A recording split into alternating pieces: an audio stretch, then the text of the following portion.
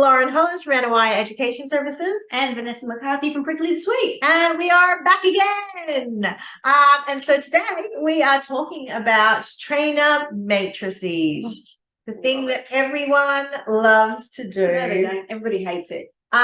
So you have just launched Qual. Yes. Tell us a little bit about Qual. So Qual is a feature built inside Prickly2Sweet now. Yeah.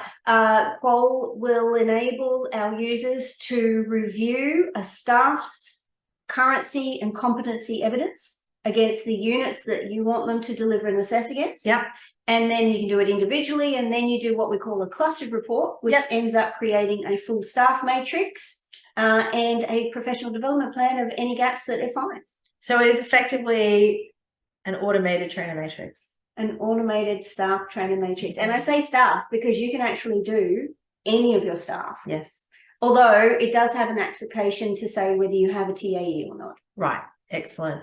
So obviously you've been doing validation for 5 years now. Yes. Happy birthday. Yes, thank you. Why was trainer matrices the next move? Yes. So where did that come from? It came from the fact that because we had so many units now available to everybody, over 44 training packages and over 2,300 units available, that we found that our scope or ability to review the data had, look, everybody either, there are 3 areas they fail on. The assessment is one, the staff trainer matrix is another, or at least staff currency and competency is, not the matrix. And then the third one is third party. Yes. So it was a natural progression looking at units of competency and the coding and the data that we had. It was just the next one to say, okay, now you've looked at your assessments. How about you look at the evidence you had for your staff? So there were a few little tweaks and things that we had to do. Instead of saying this is this method of assessment, our system now looks at the type of evidence that they've uploaded. And did you take on a lot of feedback as you were developing that system and things like that? We had a whole testing group, and they were given right at the start when we did a silent launch, so to speak, and I gathered a group of people across multiple sectors. We had somebody in the abattoir area, we had somebody in the construction and plumbing, we had somebody in the mining sector, and then we had another person. Well, I think it was some random, oh gosh, it's so random I can't even remember it now. Anyway, some vague training package that nobody uses, right? Isn't that terrible? I apologize to the person who was. But anyway, they trialed it out. And then they provided feedback on how easy it was to use, whether it was accurate, and all sorts of other things. And then we continued to fix it up, provided more features, more areas. So yeah, we did the whole testing process. So what are the areas that you think that trainers, like, why is an automated trainer matrix a good thing? What are the areas that trainers struggle with? Why is this task of putting together a map of your competency and currency so difficult for RTOs? Because it is difficult for RTOs. It is. So the 3 main areas that people were saying was difficult, but also identifying as non-compliant at audit. And they were a lack of evidence that linked to criteria in a unit. So they were saying, yeah, we've done professional development, but it wasn't clearly articulated what was actually done that reflected their processes that they deliver and assess against. So it was too generic. So that was one area, and we thought, well, we have the data for it to be down to a level of a criteria point of view. And I think the other thing that people find very difficult is it's very labor intensive. It takes a long time to do don't do that. It takes a long time, because you know, don't you? It takes a very long time to really look at the evidence that somebody has for their competency, for their currency, for not just do they have the vocational competency that they're delivering.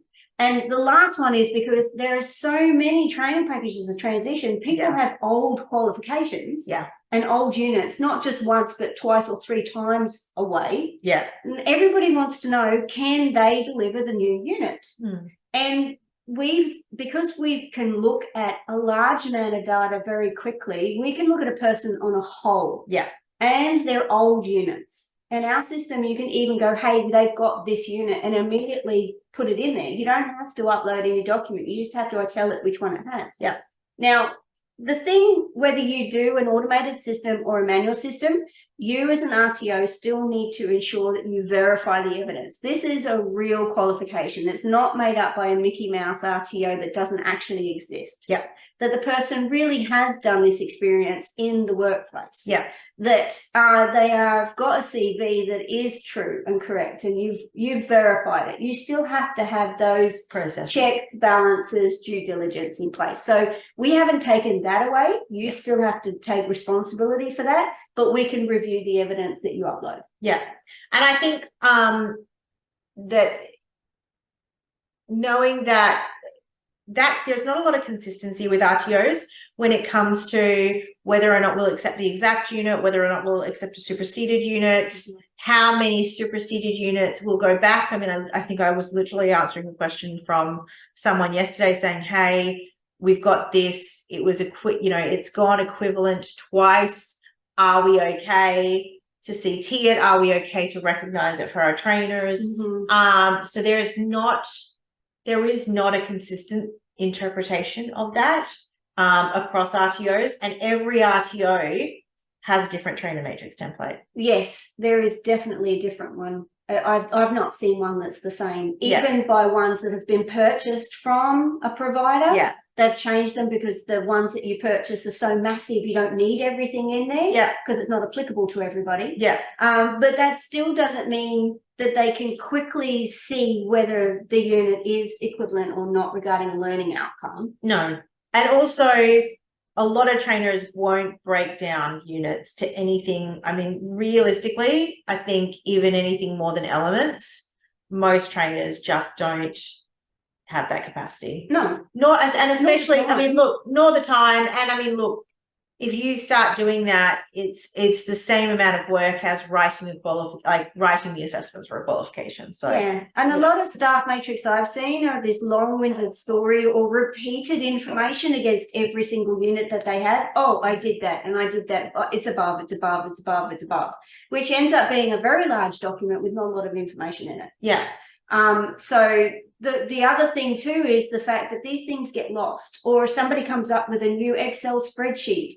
Don't you love those ones? Excel spreadsheets are great. Oh yeah, of course they You are. can run an entire RTO on Excel spreadsheet. Yes, some people not well do. or compliantly, but you can. No. So you either have to be an extremely good Excel whiz, and there are some out there. Yep. And for some providers, this isn't necessarily because it's a really small RTO and it's them and somebody else. So you can keep a good handle on what you're doing when. Now, that's the other problem. Yeah. Lots of providers lose this information, or trainers come and go quite quickly in their contract, and whether they provide you information or not. Yeah.